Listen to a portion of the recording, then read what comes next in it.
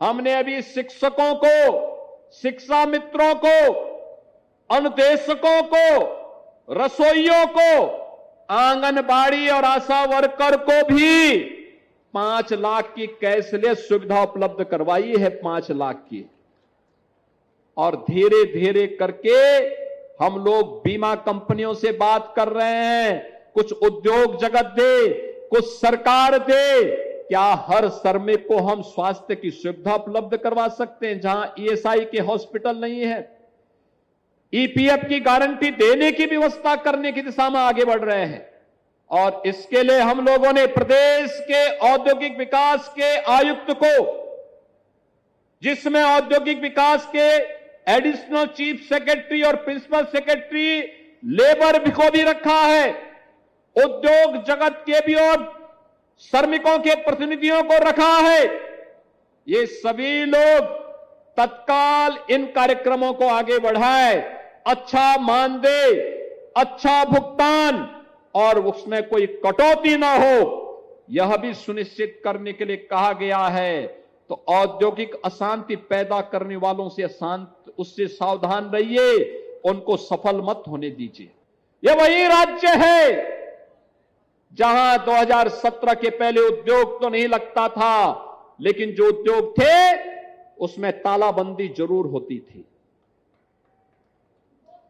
बेटी सुरक्षित नहीं थी, व्यापारी सुरक्षित नहीं था।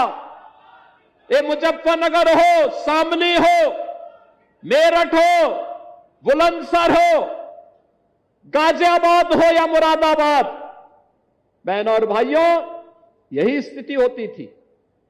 पहचान का संकट हम सबके सामने खड़ा होता था।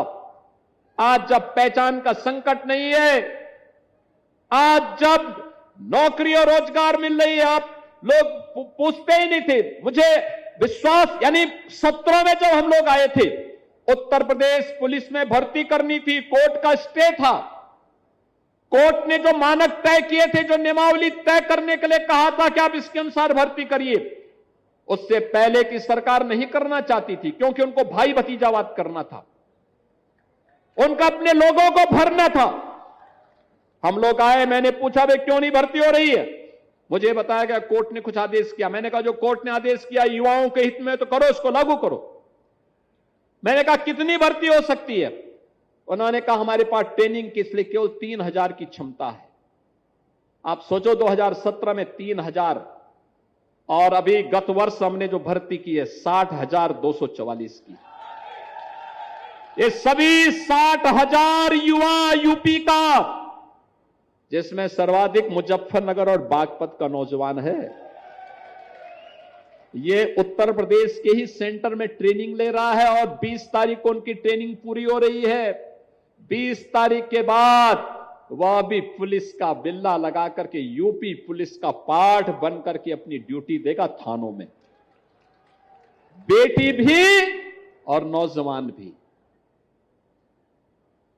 यह है ताकत। जहां 3000 नौजवानों के लिए ट्रेनिंग नहीं हो पाती थी, वहां 60,000 नौजवान एक साथ ट्रेनिंग ले रहे हैं।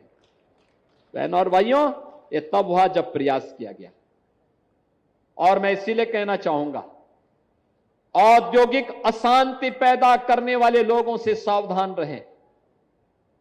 मैं सभी उद्यमियों से भी इस बारे में अपील करूंगा, वे श्रमिकों के साथ, कार्मिकों के साथ सीधे संवाद करें। हमारी सरकार तो श्रमिकों के साथ में है, उद्यमी को सुरक्षा देगी और हर श्रमिक को संरक्षण भी देगी,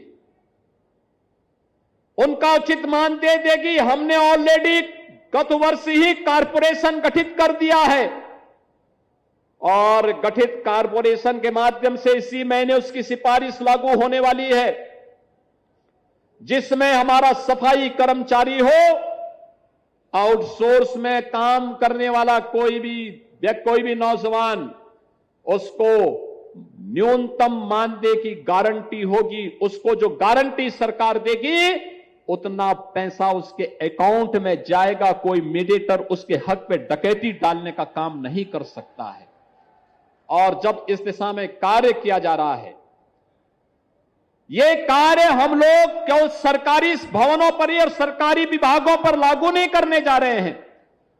अगले कदम के रूप में हम हर औद्योगिक संस्थान को भी उसके साथ जोड़ना चाहते हैं। हर श्रमिक को सामाजिक सुरक्षा देना चाहते हैं।